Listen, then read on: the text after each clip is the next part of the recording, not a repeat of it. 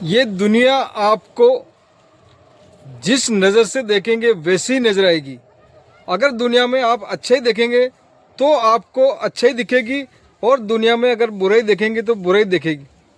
जिस कलर का चश्मा आप लगाते हैं अपनी आँखों पर, दुनिया वैसी ही दिखती है। तो आप जिस प्रकार भी दुनिया को देखना चाहें देख सकते हैं, उस प्रकार की नज़र आपकी होनी चाहिए। मैं एक बात बताता हूँ, बिहार के एक गांव में रामदास रामायण लिख रहा था एक पेड़ के नीचे, और चौपाया भी सुना रहा था। तो उसके यहाँ 25-30 आदमी आते थे डेली सुनने को। जब हनुमान जी ने देखा कि आज इस कलयुग में भी कोई मेरे राम की कथा को सुना रहा है और लिख रहा है, तो हनुमान जी भी वहाँ सुनने को आ जाते, रोज सुनते, और हनुमान जी को बड़ा रस प्राप्त हो रहा है, वहाँ पर आनंद मिल रहा है। वही स्मृतियाँ दौड़ रही हैं, राम लक्ष्मण शत्रुघ्न, और उनको आनंद मिल रहा है। एक दिन क्या हुआ, रामदास ने रामायण सुनाते सुनाते लिखते हुए बोला कि जब हनुमान जी अशोक वाटिका में गए थे, तब उन्होंने वहाँ पर सफ़ेद सफ़ेद फूल खिले थे, और माता सीता पे अशोक पेड़ के नीचे बैठी थी। जैसे ही रामदास ने ये लिखा तो हनुमान जी उठकर खड़े हो गए। भाई, अभी तक तो तू जो बोल रहा था सही बोल रहा था, और सारी बातें तेरी सही है, पर जो अभी जो तूने बात बताई है वो सही नहीं है, क्योंकि वहाँ सफ़ेद फूल नहीं थे, फूल तो लाल थे।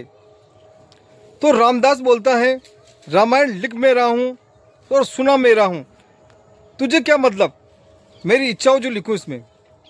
तब हनुमान जी ने बोला कि मैं ही हनुमान हूँ, और मैं वहाँ पर गया था, और मैंने देखा कि वहाँ पर लाल फूल थे।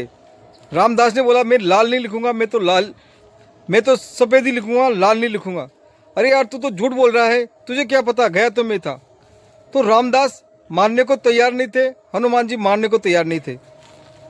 फिर क्या हुआ, हनुमान जी ने बोला कि चलो राम जी के पास चलते हैं, वही जज है और वही न्याय करेंगे कि फूल सफ़ेद थे या लाल थे।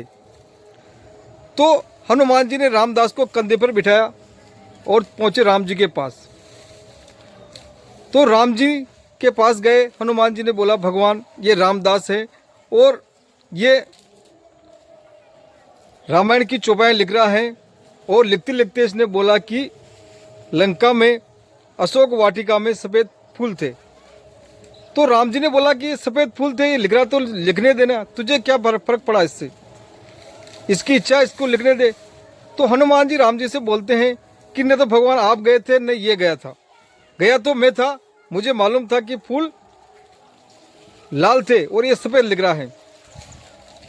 तो राम जी बोलते हैं, तू लिखने दे, तू बीच में उंगली क्यों कर रहा है, हनुमान जी को बोला। तो फिर वहाँ पर भी समझौता नहीं हुआ।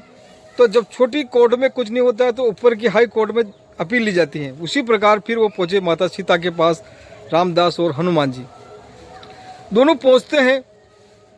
तो हनुमान जी कहते हैं, माता जी ये रामदास है, रामायण सुनाता है, बड़ी अच्छी लगती हैं, रोचक लगती हैं, बड़ा रस मिलता है मन को, वही स्मृतियाँ दौड़ती है, वही राम लक्ष्मण, वही शत्रुघ्न, वही लंका। तो इसने कथा में लिखते लिखते लिखा कि अशोक वाटिका में फूल सफ़ेद थे, जबकि अशोक वाटिका में मैं गया था और मुझे मालूम था कि फूल लाल थे।